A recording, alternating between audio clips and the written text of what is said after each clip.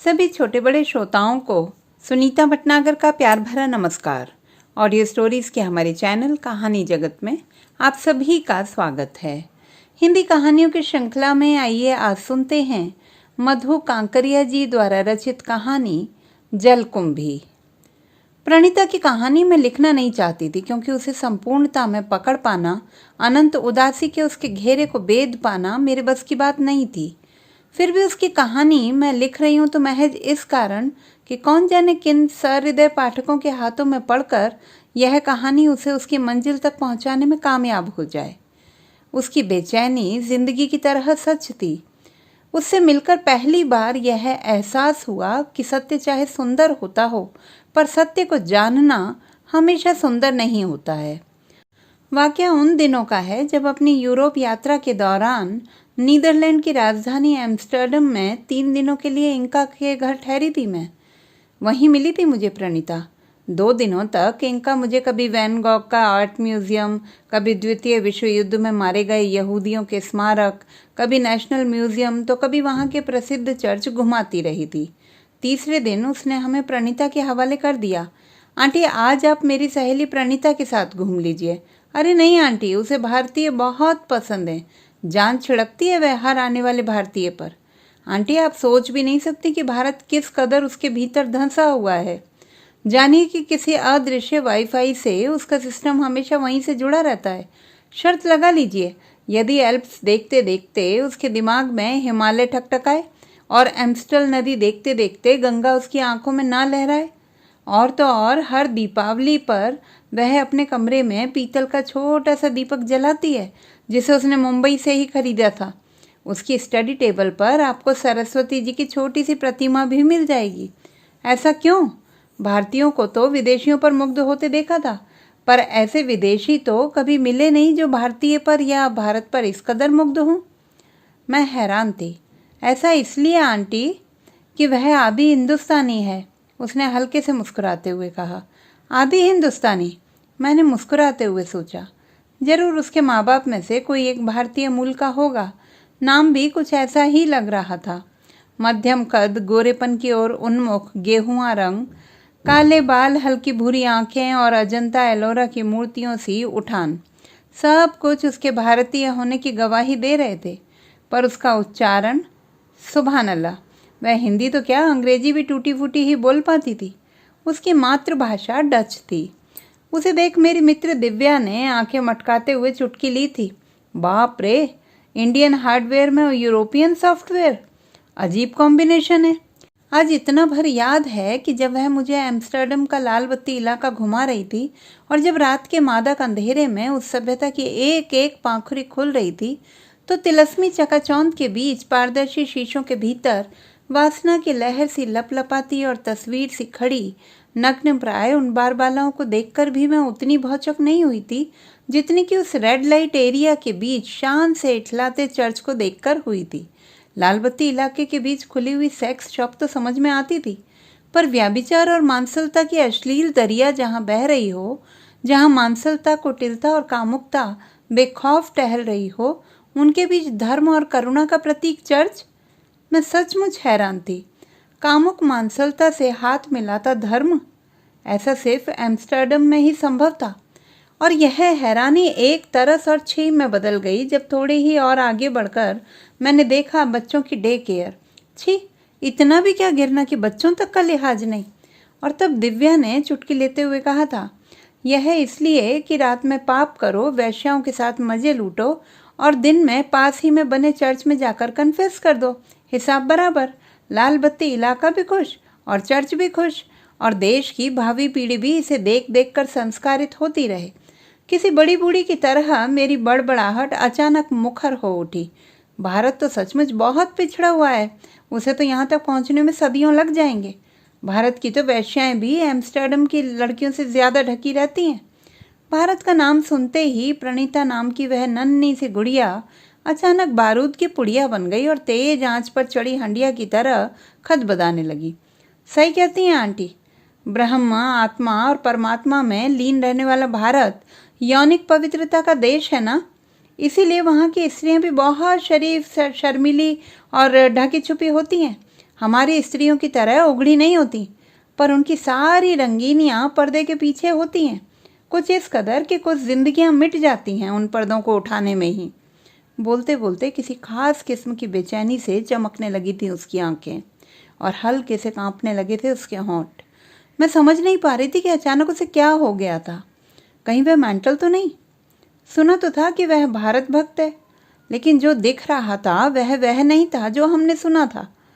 बहरहाल खुशनुमा माहौल बिगड़ न जाए, इस कारण भारत वार्ता को स्थगित कर हम यूरोप में बढ़ते इस्लामिक फोबिया पर गर्म गर्म बहस करने लगे थे। पेड़ पर अटकी पतंग सी फड़फड़ा रही थी स्मृतियां। उसकी वे आंखें, वह अंगार होता चेहरा और उसकी आंखों की बांबी में सरसराते वे सर्प। आज करीब 2 साल बाद आए इंका के ईमेल से शायद कुछ अनुमान लगा सकूं मैं कि उसकी आंखों की बांबी से वे सर्प क्यों सरसराए थे। इंका ने लिखा है, आंटी, अगले सप्ताह प्रणीता मुंबई पहुंच रही है। वह मुंबई के चर्नी रोड इलाके में स्थित अनाथालय बाल आनंद के बच्चों के साथ कुछ महीने बिताने लगभग हर साल भारत जाती है। यदि संभव हो तो आप उसे हिंदी सिखाने में मदद कर दीजिएगा। क्या बताऊं आंटी, प्रणीता की जिंदगी भी किसी कहानी से कम नहीं है। उसका जन्म नागपुर के किसी सरकारी अस्पताल में हुआ था। उसके जन्म के 10 दिन बाद ही उसकी माँ उसे एक बास्केट में डालकर उसे अस्पताल के ही चाइल्ड केयर हाउस में छोड़ गई थी। उसकी बास्केट में ही उसका जन्म सर्टिफिकेट भी नत्थी किया हुआ था। उसके सर्टिफिकेट में उसका धर्म हिंदू लिखा हुआ था, माँ का नाम सूर्यबाला लिखा हुआ था और पिता का नाम कॉलम रिक्त था। उसी अस्पताल के कर्मचारियों ने ही उसे नाम दिया था प्रणीता। इसके 6 महीने बाद उसे मुंबई के चर्नी रोड स्थित बाल आनंद में भेज दिया गया, जहां से 2.25 साल बाद उसे एम्स्टर्डम के एक फर्नांडिस दंपत्ति ने गोद ले लिया। उन्होंने ही प्रणीता को बेटी की तरह पाला पोसा। आज भी प्रणीता उन्हीं के साथ रहती है। वह यहाँ के प्राइवेट अस्पताल में सीनियर नर्स है। चींटी की तरह दिन रात खटती है, बूंद बूंद पैसे बचाती है। अपने दूसरे दोस्तों की तरह ना तो उसने माँ बाप का घर छोड़ अकेला रहना शुरू किया, ना ही बॉयफ्रेंड बनाए, ना ही कहीं दुनिया घूमने निकली। अपनी सारी बचत वह बाल आनंद के बच्चों पर और अपनी माँ को खोजने में लगा रही है। उसकी माँ का नाम भी ऐसा है कि वह महाराष्ट्र की भी हो सकती है और उत्तर भारत में भी कहीं की, पर ज़्यादा संभावना है कि उसकी माँ शायद महाराष्ट्रियन थी और नागपुर के आसपास की थी। इसी कारण वह जब भी भारत जाती है, नागपुर से मुंबई के बीच चक्कर काटती रहती है। क्या बताऊँ आंटी, यहाँ हम सारे दोस्त छक्कर जिंदगी का जाम पी रहे हैं और एक वह है कि अपनी उस अनदेखी अनजान माँ के पीछे अपनी जिंदगी, अपना प्यार, अपना पैसा सब स्वाहा कर रही है। माँ को खोजना है, इसीलिए पैसे बचाने हैं, इसीलिए अपना अलग ठिकाना तक नहीं बनाया उसने। अभी भी फर्नांडिस दंपत्ति के साथ ही रहती है, जिसके चलते उसका प्रेमी भी उससे किनारा कर चुका है। प्रणीता को कभी लगता है कि वह शायद कुंवारी माँ थी और भारत में कुंवारी माँ बहुत बड़ा सामाजिक कलंक है, इस कारण उसकी माँ ने उसे फेंक दिया। तो कभी उसे लगता है कि चूंकि वह कन्या थी और शायद उसका परिवार पुत्र चाहता था, इस कारण विवश होकर उसकी माँ को उसे टोकरी में डाल फेंक देना पड़ा। वह इतनी आक्रांत और ऑब्सेस्ड है अपनी माँ से कि जीवन की हर घटना को माँ से जोड़कर देखने की उसकी आदत पड़ चुकी है। एक बार यहाँ के लाल बत्ती इलाके को देखकर ही चीख पड़ी थी, कौन जाने मेरी माँ लाल बत्ती इलाके की रंडी रही हो, खुद उसको ही नहीं पता हो कि कौन था मेरा बाप। इसीलिए मैंने सब कुछ आपको इसलिए बताया है आंटी कि आप उसकी आत्मा में गड़े माँ नाम के नुकीले कांटे को निकालने में उसकी मदद कर सकें। सप्ताह भर बाद ही हवा के एक बवंडर की तरह प्रणीता मेरे सामने थी। हाय आंटी, और वह मुझसे लिपट गई थी। लिपटा लिपटी की रस्म के बाद एक भरपूर निगाह उस पर डाली थी। जयपुरी बंदेज की सलवार कुर्ती और कानों में मोती के बुंदे के साथ माथे पर लगी लाल बिंदी, जिसने भारतीय दिखने की उसकी रही सही कसर भी पूरी कर दी थी। पधारो हमारे देश की तर्ज पर ही मैंने उसकी आवभगत की थी। मेरे पुत्र ने आंखें झपका झपका कर आलोचनात्मक निगाहों से उसे देखा, उसे सुना, फिर कहा, हमारे देश में आपका स्वागत है। प्रणीता के चेहरे पर जैसे राख पुत गई। तरेरती आंखों से उसने बेटे को देखा और अपनी आवाज को खींचकर किसी तरह शब्दों को बाहर धकेला था, it's my country too. Sure sure, बेटे ने अपनी भूल सुधार ली, पर मैं डर गई। मन ही मन गांठ बांध ली, बहुत सोच समझकर बोलना होगा इससे। चोट खाए अंग पर हल्की सी छुअन भी प्राणलेवा हो सकती है। बात किसी भी विषय पर हो, उसे खींच तान कर माँ से जोड़ने की उसकी आदत पड़ गई थी। माँ शब्द वह उच्चारित भी ऐसे करती जैसे माँ को छू रही हो। मुझे याद है एन फ्रैंक के घर को घुमाते हुए बात अनायास ही हिटलर के व्यक्तित्व और उसके जीवन पर चल पड़ी थी। मैंने कहा कि अपने अंतिम दिनों में सर्वशक्तिमान हिटलर को भी पूरी दुनिया में सिर्फ 2 ही लोगों पर भरोसा रह गया था, अपनी प्रेमिका ईवा ब्राउनिंग पर और अपने कुत्ते पर। तभी जैसे शांत सरोवर में किसी ने कंकड़ फेंक दिया हो, प्रणीता एकाएक फूट पड़ी थी, क्योंकि उसके पास माँ नहीं थी। माँ जिंदगी का पहला भरोसा होती है। पर दूसरे ही क्षण उसकी भाव भंगिमा बदल गई थी। दूसरी सांस में ही उसने अपनी ही बात काट दी और थरथराती आवाज में बोली थी, और नहीं भी होती है। वह आतंकित भी करती थी और भीगी भीगी सहानुभूति भी जगाती थी। वह अंधेरा भी थी और उजाला भी थी। इसीलिए मैंने सोच लिया था कि मैं उससे दुनिया के सारे विषयों पर बात करूंगी, पर उसकी माँ पर नहीं ही करूंगी। क्या पता कब मुंह से क्या निकल जाए और राख में दबे किसी अंगारे पर पांव पड़ जाए और वह झुलस जाए। थोड़ी सी औपचारिक बातों के बाद ही वह अपने एजेंडे पर आ गई थी। कंधे तक लटक आई अपनी कुर्ती को पीछे खींचते हुए उसने कहा था, आंटी मुझे हिंदी सिखा देंगी ना?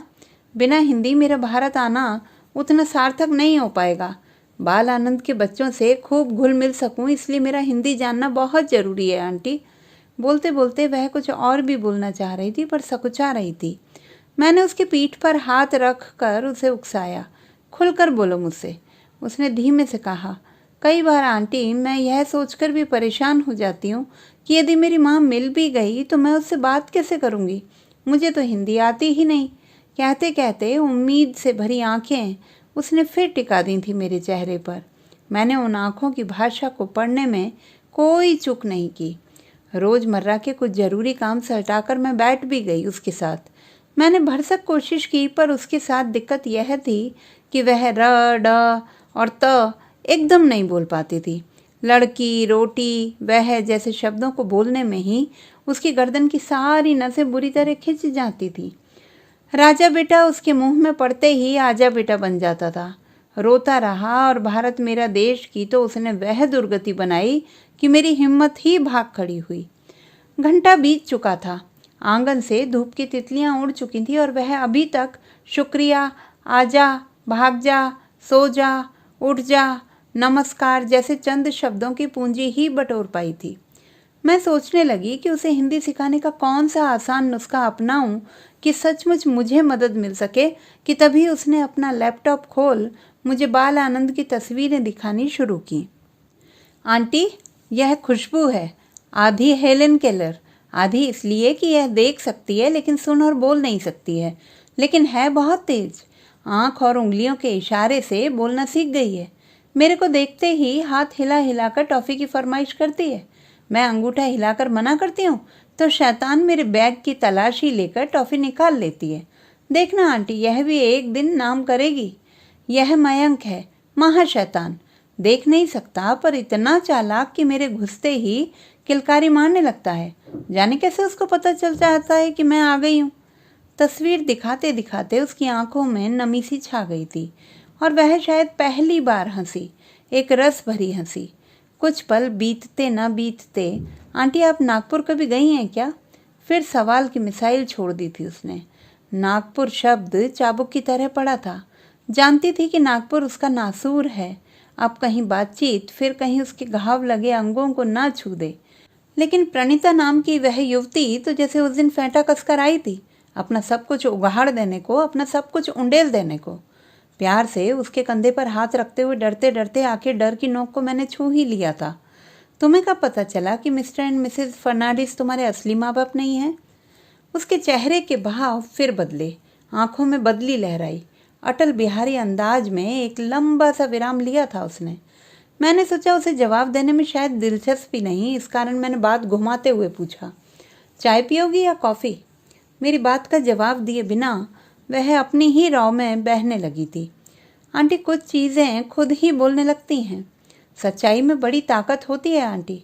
आप किसी को जड़ सहित उखाड़ कर कहीं और रोप सकते हैं, लेकिन आप किसी के जीन्स तो नहीं बदल सकते ना। मेरे माँ पापा ने मुझे कभी कुछ नहीं बताया, लेकिन मेरा गेहुआ रंग, काले बाल, ठिगना कद, मेरी शक्ल सूरत ही जैसे मेरी असलियत बयां करने लगी थी। मेरे मम्मी पापा दोनों ही एकदम सफ़ेद, लंबे चौड़े और सुनहरे बालों वाले हैं। 5 साल के होते ना होते मुझे स्कूल, प्लेग्राउंड और स्विमिंग क्लासेस में मेरे दोस्त, मेरी टीचर तक कई बार पूछ लेती, Pranita, are you from Pakistan? Are you from Bangladesh? Are you from India? मैं तब तक बांग्लादेश का नाम भी नहीं जानती थी। पाकिस्तान का नाम जरूर मैंने सुन रखा था, यानी मुझे लगने लग गया था कि लोग मुझ में दिलचस्पी लेते हैं, मैं कुछ अलग हूँ। पर यह अलग होना इतना पीड़ादायक होगा, यह बाद में पता चला जब समय मुझे गढ़ रहा था, जब मैं क्लास 7 में थी। आज भी याद कर सकती हूँ उस शाम को जब मैं बैडमिंटन क्लास से घर लौट रही थी। तभी मेरी सहेली मारिया ने मुझे बतलाया था कि मैं मिस्टर फर्नांडिस की अडॉप्टेड डॉटर हूँ और वे मेरे असली माँ बाप नहीं हैं। मुझे इतना गुस्सा आया कि मैं अपना आपा खो बैठी।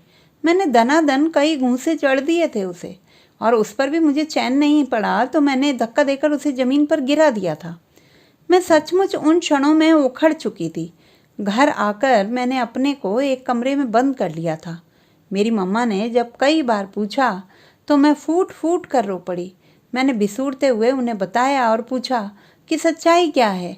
पंखहीन पाखी की तरह फड़फड़ा रही थी मेरी जिज्ञासा कि कौन हूँ मैं। मेरी मम्मा ने तुरंत मेरे पापा को फ़ोन कर बुलाया। पापा जल्दी ही घर आ गए थे, हाथ में बड़ा सा केक। आते ही माय स्वीट चाइल्ड कहते हुए उन्होंने मुझे चूम लिया था। पापा ने वाया मम्मी वही बताया जो हकीकत थी। पापा बताते जा रहे थे और मैं अपनी ज़िंदगी के सबसे दर्दनाक अल्फाज सुन रही थी, इंच इंच दरक रही थी। लय ताल में बहती ज़िंदगी एकाएक धुआं धुआं हो गई थी। आंटी, दुनिया का सबसे बड़ा धोखा शायद यही है कि एकाएक आपको पता लगे कि आप वह नहीं हैं जो आप हैं, कि आप उस नदी की धार नहीं है जो आपके सामने बह रही है। पतंग उड़ाने की उम्र और यह तूफान। मैं हकीकत को सह भी नहीं पा रही थी और रह भी नहीं पा रही थी। वह सच्चाई नहीं, एक खंजर थी जो मेरे सीने में गड़ गई थी।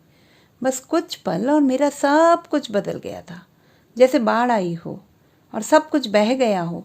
मेरी सारी मासूमियत, मस्ती, सुकून, अलहड़ता मौत के अंधेरे की तरह जिंदगी एकाएक रहस्यमयी हो गई थी। अब किस अधिकार से मैं मामा से कोई चीज़ मांग सकूंगी? उन्होंने मुझ पर जो किया वह मेरा नैसर्गिक अधिकार नहीं, वरन मुझ पर कृपा थी, दया थी, तरस था। अब मुझे नई निगाह से दुनिया को देखना था, अपनी जड़ों को ढूंढना था। मुझे अपना बर्थ सर्टिफिकेट दिखाते हुए, मेरे बचपन की तस्वीर दिखाते हुए मम्मा और पापा दोनों की आंखें डबडब आ गई थी। बर्थ सर्टिफिकेट पर लिखा था माँ का नाम सूर्यबाला, जैसे खंजर बनकर मेरे सीने में धंस गया था। आज भी याद है आंटी की उन दिनों हमारे घर के ड्राइंग रूम की दीवार पर बड़ी सी घड़ी हुआ करती थी, टिक टिक। और मुझे एकाएक जाने क्या हुआ कि मैंने टेबल पर पड़ी कांच की गिलास उठाई और उस घड़ी पर जोर से दे मारी। सब के प्रति मेरे भीतर एक कड़वाहट सी भर गई थी। तब मेरे पापा ने मेरे सिर पर हाथ फेरते हुए बहुत अच्छी बात मुझसे कही थी। No matter where are you coming from, what matters is where you reach. मम्मा ने मेरी हालत देखी तो मुझे भींचते हुए कहा था, कुछ नहीं बदला है। मैंने बिसूरते हुए कहा, सब कुछ बदल गया है, तुम और भी प्यारी मम्मा हो गई हो। कहते हुए उसने फिर एक थकी हुई गहरी सांस छोड़ी और बोली, कयामत वाली उस रात बिस्तर की ठंडी कब्र में करवटें बदलती रही मैं आंटी। भोर होते ही मम्मा ने मेरी सूजी आंखें देखीं तो मुझे नींद की गोली देकर सुला दिया। मैंने उसे पानी की जगह गिलास थमाई, पीने की बजाय वह गिलास के पानी को ही घूरती रही देर तक। अब वह पूरी तरह अपने अतीत में धंस चुकी थी। कुछ खामोश पलों के बाद हाथों से ही बालों में कंघी करते हुए उसने कहा था, एकाएक सब कुछ बदल गया था आंटी। उगते सूरज के साथ एक सवाल मेरे भीतर उगने लगता, कौन हूँ मैं? जब तक व्यस्त रहती सब कुछ ठीक रहता। जैसे ही खाली होती, भीतर घात लगाए बैठी माँ किसी अदृश्य स्कैनर की तरह बिप बिप करने लगती, अपने डैने फैलाने लगती, मोमबत्ती की तरह मुझे कतरा कतरा जलाने लगती। कौन थी वह? कैसी थी? कैसा था उसका जीवन? क्या मेरे बाद भी उनके बच्चे हुए? क्या रही होगी उनकी मजबूरी जो उन्होंने मुझे फेंक दिया? विशेषकर भारत जैसे देश में, जहाँ माँ बाप बच्चों के लिए ही जीते और मरते हैं, जहाँ बच्चे माँ के लिए मथुरा वृंदावन होते हैं, जिसने मुझे यह रूप, रंग और काया दी, उन्हें देखना चाहती हूँ बस एक बार। आंटी, बहुत सालों तक तो मैं माँ से इतनी आक्रांत रहती थी कि माँ से संबंधित ना कोई पिक्चर देख पाती थी और ना ही कोई कहानी ही पढ़ पाती थी। रात को नींद उचट जाती थी तो बादलों और तारों की छांव में माँ की शक्ल की कल्पना किया करती थी। माँ जब नहीं होती है तो कितनी ज्यादा होती है। मन का बिखर चुकी प्रणीता की घायल आत्मा की मलहम पट्टी करने के उद्देश्य से कहा था मैंने, तुम्हारे पापा ठीक कहते हैं कि इससे क्या फर्क पड़ता है कि आप कहाँ से आए हो। भारतीय माइथोलॉजी में भी जब कर्ण के जन्म से संबंधित अटपटे सवाल उठे थे तो महर्षि वेद व्यास ने दुर्योधन के मुंह से कहलवाया था कि नदियों, वीरों और ऋषियों के उद्गम नहीं देखे जाते। जीवन संयोग का दूसरा नाम है प्रणीता।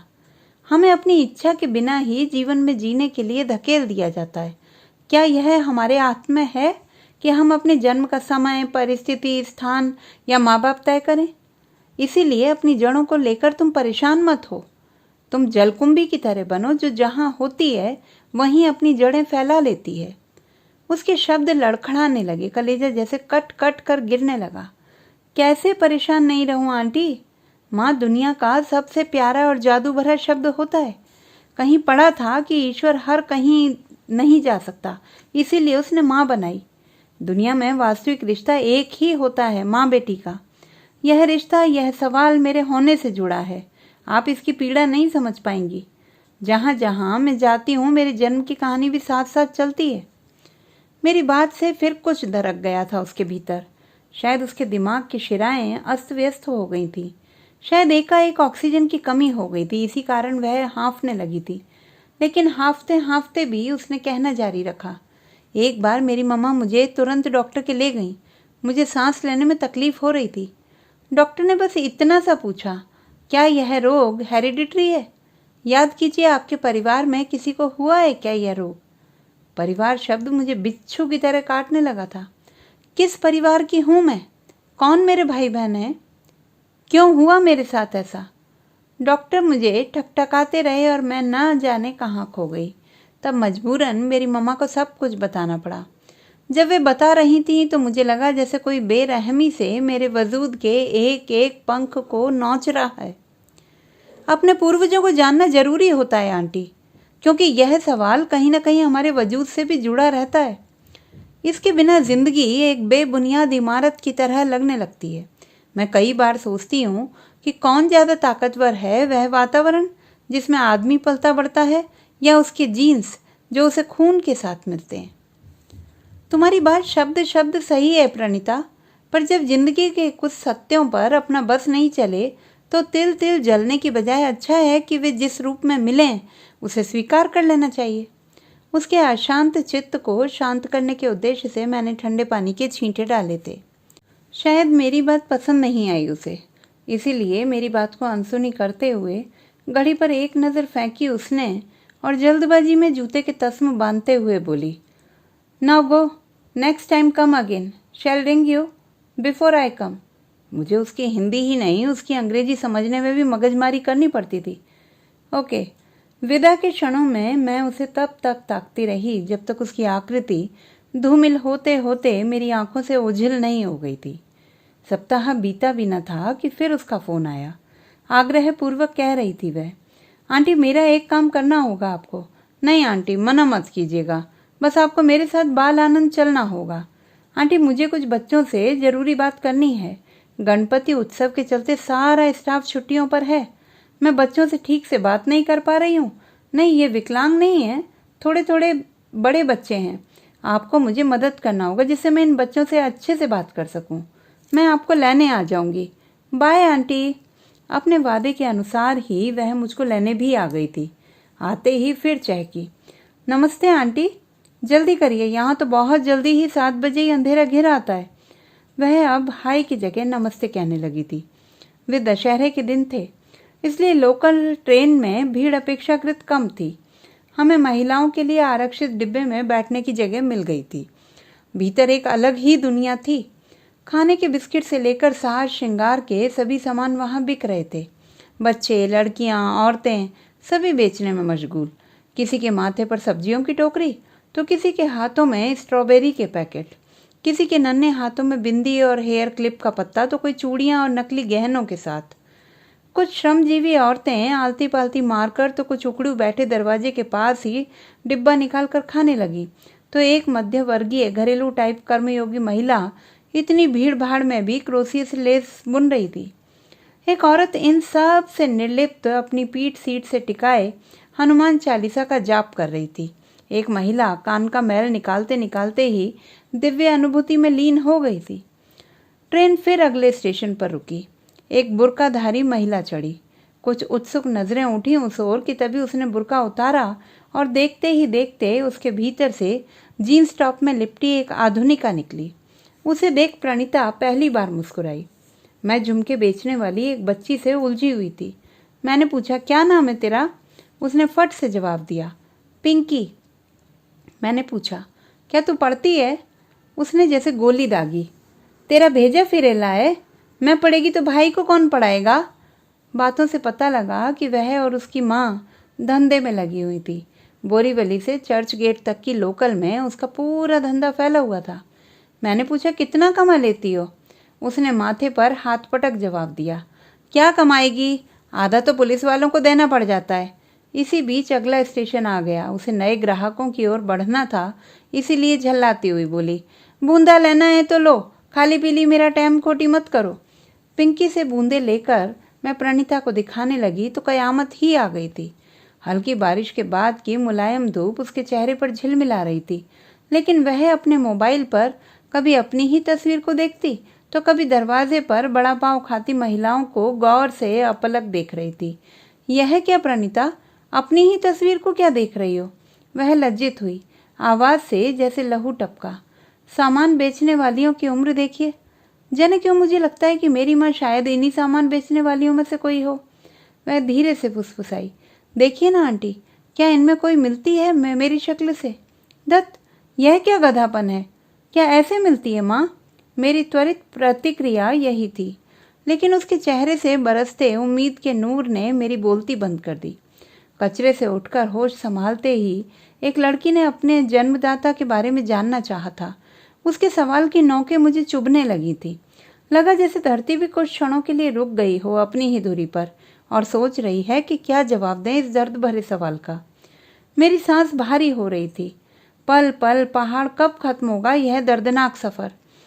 कुछ पल सरके कि तभी उसने मोबाइल पर फिर अपनी ही तस्वीर देखनी शुरू कर दी। मैंने पूछने की धृष्टता कर ही दी आखिरकार, तुम अपनी तस्वीर क्यों देख रही हो बार बार? जवाब और भी विचित्र मिला, मैं कई बार अपना चेहरा ही भूल जाती हूँ। अपने चेहरे को सामने रखकर मैं सामने वाले के चेहरे से अपने चेहरे की रेखाओं को मिलाती रहती हूँ। काश मेरी माँ ने मेरे बर्थ सर्टिफिकेट के साथ अपनी तस्वीर भी रख दी होती। उसने कांपते होंठों से कहा और अजीब निगाहों से मुझे देखा। वहाँ फिर कुछ सर्प सरसराए, क्रोध, विवशता और दुख के सर्प। हे भगवान, यह लड़की तो मुझे भी पागल कर देगी। यह तो माँ से जोंक की तरह चिपक गई है। आड़ी तिरछी जैसी भी हो, उसे बस माँ चाहिए। उन उदार क्षणों में मन में प्रार्थना भी उठी, हे भगवान, इसे इसकी माँ मिल जाए। पर क्या ऐसे माँ मिलती है? उसका दिमाग सचमुच सटक गया था। उन बह के पागल क्षणों ने डर की सिलवटें मेरे भीतर डाल दी थी।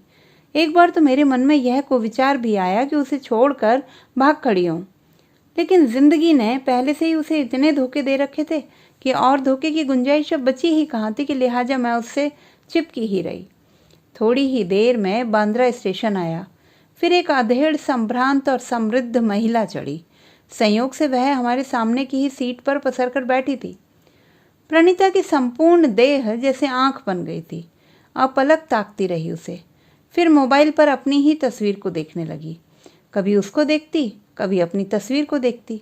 मेरे भीतर हुक सी उठी, इसे तो माँ की खुजली हो गई है, क्या रोकूं इसे? कहूँ ऐसा ना करे? पर जो बूंद बूंद पैसे बचाकर 7 समुंदर पार से आई है यहाँ अपनी माँ को खोजने, उसे मैं तो क्या, संसार की कोई भी ताकत नहीं रोक सकती है। विचारों के सैलाब में बहने लगी मैं। घुटन एकाएक बढ़ गई। प्रणीता और आसपास सबसे अपने आप को काटकर मैं खिड़की से बाहर बादलों को देखने लगी। मुझे इंका की बात याद आई जिसने कहा था कि मुंबई आते ही प्रणीता की उम्मीद सब कूल किनारे तोड़कर आगे बढ़ती है। तभी उसकी अधीर और बेचैन सी आवाज़ फिर मुझसे टकराई, लेकिन यह भी तो हो सकता है आंटी कि मेरी माँ अविवाहित नहीं, विवाहित माँ रही हो और पुत्र पाने के इच्छुक परिवार के दबाव में उन्हें मुझे त्यागना पड़ रहा हो, और आज उनमें इतनी ताकत आ गई हो कि मुझे सामने देखकर वे अपनी भूल स्वीकार कर लें। तो तुम एक काम करो, आसमान में सूर्यबाला नाम की पट्टी टांग दो। सारे घरों की सूर्यबालाएं बाहर निकल आएंगी, फिर ढूंढ लेना अपनी सूर्यबाला को। आंटी, और वह रुआंसी हो गई। एकाएक हम दोनों ही दुखी हो गए, वह माँ के दुख से और मैं उसके दुख से। स्थिति को सामान्य करने के लिए मुझे कुछ अच्छा कहना था। उसके कंधों पर हाथ रखते हुए कहा मैंने, फर्ज करो तुम्हें तुम्हारी माँ मिल जाए तो तुम क्या करोगी? क्या एम्स्टर्डम के छुरी कांटे वाले माहौल से अपनी खूंटा उखाड़कर यहाँ चली आओगी? उसकी आंखें एकाएक स्वप्निल हो गईं।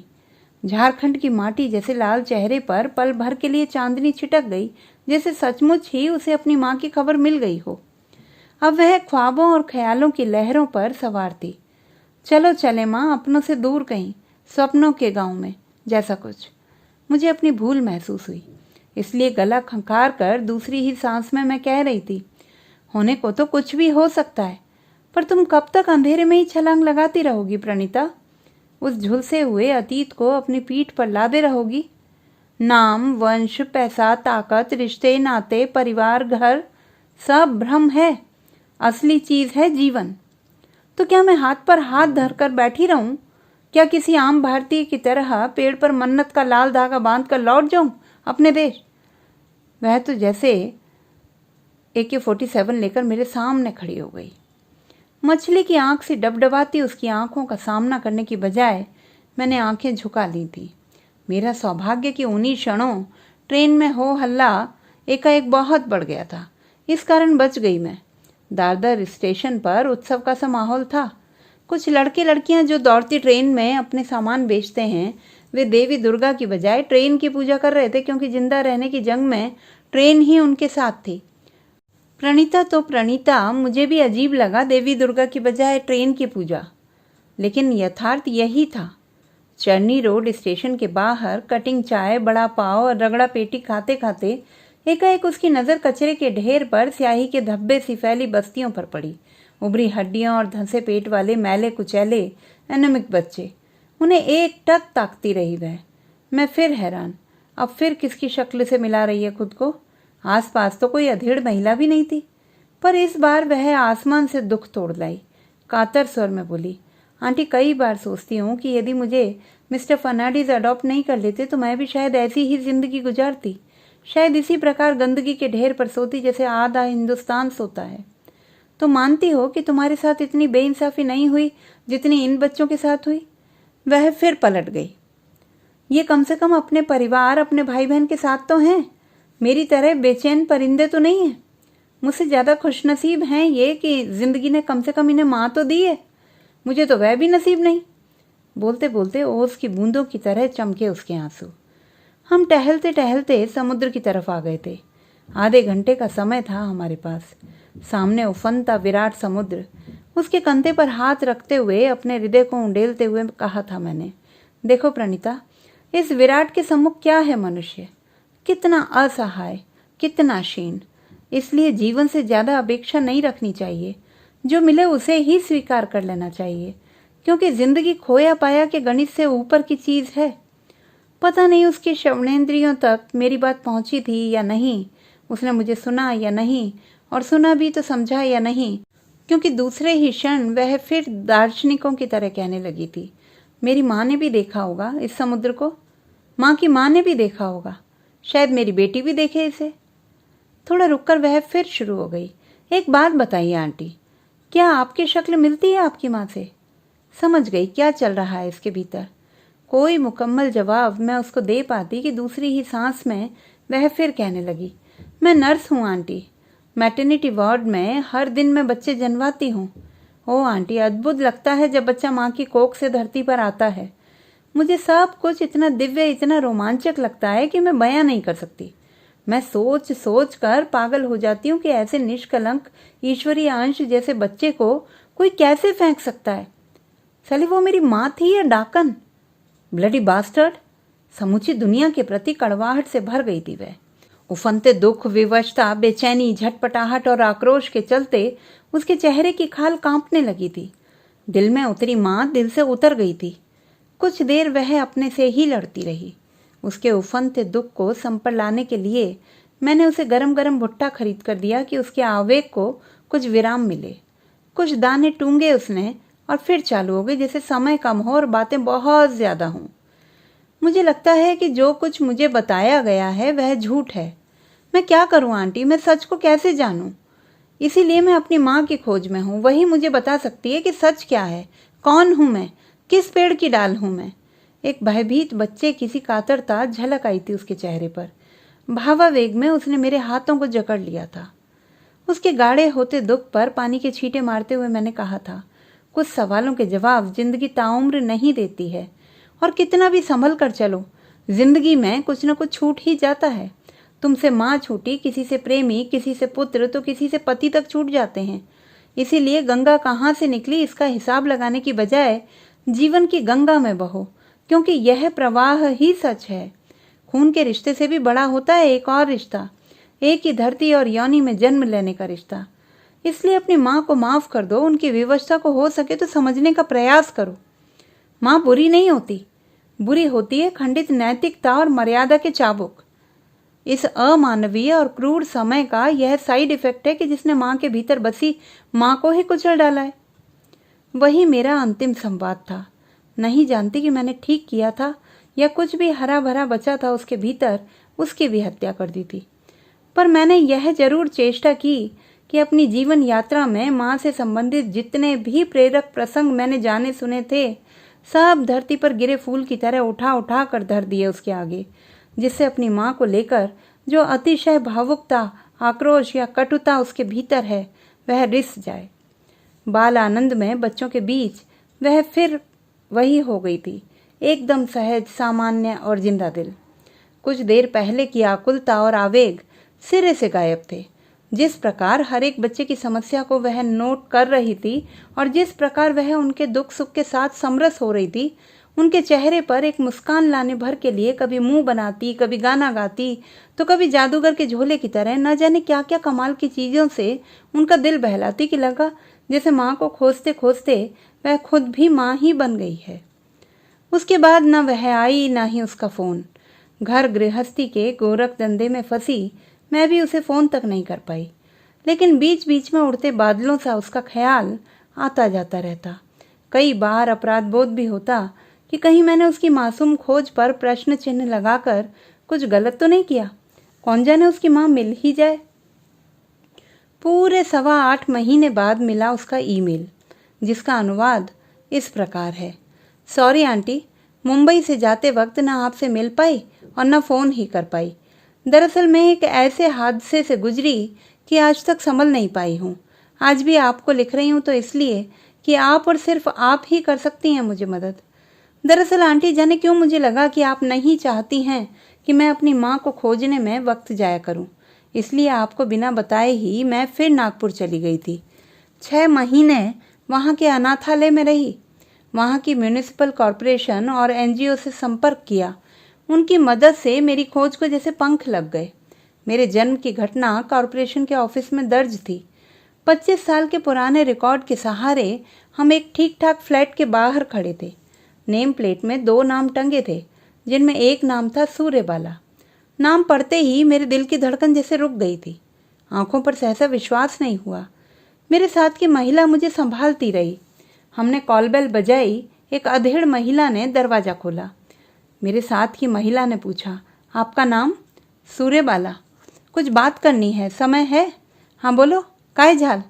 आपके कितने बच्चे हैं? एक बेटा आया है। कितने साल का? 20 साल का।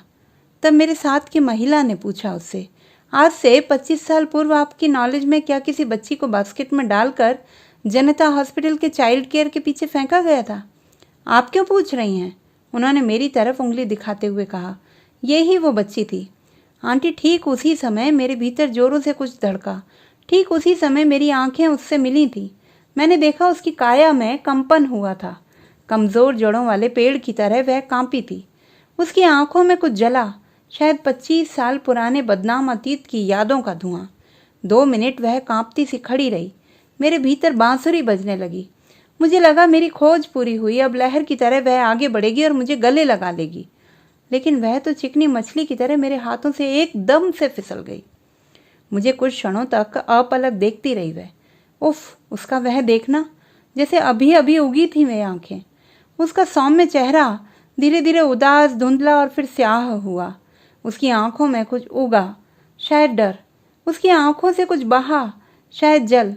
उसकी सुतवा नाक की झिलमिलाती लौंग को देखते हुए मैं 2 कदम आगे बढ़ने को हुई कि अपना दरवाजा थोड़ी तेजी से बंद करते हुए, मुंडकी हिलाते हुए, भाए भाए शब्दों में बड़बड़ाते हुए कहने लगी वह, मला घाई आए, खूब काम बाकी आए। मैंने दोबारा घंटी बजाई, तिबारा बजाई। वह मुझे आई ग्लास से देखती रही, लेकिन उसने मुझे दरवाजा दोबारा नहीं खोला तो नहीं ही खोला। उफ आंटी, उन क्षणों मेरे भीतर सब कुछ मर गया। मैं मुर्दा हो गई। हवाएं रुक गईं। सारे रास्ते मैं बच्ची की तरह रोती रही। दूसरे दिन दोपहर के सर्पीले सन्नाटे में मैं फिर गई उसी घर में अकेले, यह सोचकर कि शायद अकेले में वह सच बता दे। मैंने घंटी बजाई। मैंने देखा आई ग्लास में फिर काली आंख उभरी और 2 मिनट बाद घर की मेहरी ने आकर कहा कि सब कोई दिल्ली चले गए हैं। मैं कुछ पूछती उसके पहले ही उसने दरवाजा मेरे मुंह पर ही बंद कर दिया। अपनी घायल आत्मा के साथ मैं लौट आई हूँ आंटी, पर यह सोच मेरा जीना हराम कर देती है कि यदि वह मेरी माँ नहीं थी तो वह इतना घबराई क्यों? उसकी काया में कंपन क्यों हुआ? उसके चेहरे का रंग क्यों उड़ा? सुअर की तरह क्यों बिलबिलाई उसकी ममता? समझ गई मैं उसकी बेटी नहीं, उसकी लज्जा थी। समझ गई महान संस्कृति वाले आपके उजले देश की मैं एक लाडली पुत्री नहीं, वरन एक छी हूँ जिससे सब बचना चाहते। नहीं जानती कि आपको यह सब क्यों लिख रही हूँ। काश मैं उससे नहीं मिली होती, लेकिन आज उसे मैं ना निगल पा रही हूँ ना ही उगल पा रही हूँ। अधपचे अन्न की तरह वह मेरे भीतर हर पल खदबदाती रहती है। एक उम्मीद ने अभी भी दम नहीं तोड़ा है। यदि संभव हो तो मेरे दिए ठिकाने पर आप एक बार फिर मिलें उस महिला से। शायद आप उससे कुछ निकलवा सकें, उसके जीवन के भेदों तक पहुंच पाएं। आपको विश्वास दिलाती हूँ आंटी कि मैं बस सत्य जानना चाहती हूँ। एक बार मुझे पता चल जाए कि वह मेरी माँ थी या नहीं, फिर मैं अपनी खोज पर विराम लगा दूंगी। मैं पुत्री होने का कोई दावा नहीं करूंगी, मिलूंगी भी नहीं। मैं जान गई हूँ कि भारतीय स्त्री भूख और मौत से भी ज्यादा अपनी इज्जत खोने के डर से डरती है। आप उस महिला को बस इतना मेरी तरफ से कह दें, आपकी प्रणीता। ताजे खून की तरह टप टप टपकती पीड़ा से भरा उसका ईमेल फिर पशोपेश में डाल दिया है प्रणीता ने मुझे। क्या मेरे जाने भर से आ जाएगा सत्य सामने? कौन जाने यह महज प्रणीता का भ्रम हो। यदि मान भी लूं कि उसका शक सही है, तो भी मर्यादा की घेराबंदी में कील दी गई सूर्यबाला के पास क्या इतना खुला आसमान होगा कि वह बाहर निकलकर सीने से लगा ले अपनी नन्ही गौरैया को? मैं उसे लिखना चाहती हूँ कि जीवन में कुछ खाली जगह ऐसी होती हैं जो कभी नहीं भरी जाती, पर मैं ऐसा लिख नहीं पाती हूँ और दिमाग को खुला छोड़ देती हूँ। तो दोस्तों, ये थी हमारी आज की कहानी। आपको कैसी लगी कमेंट बॉक्स में लिखना ना भूलें। चैनल को सब्सक्राइब करें, लाइक करें और मित्रों के साथ शेयर करें।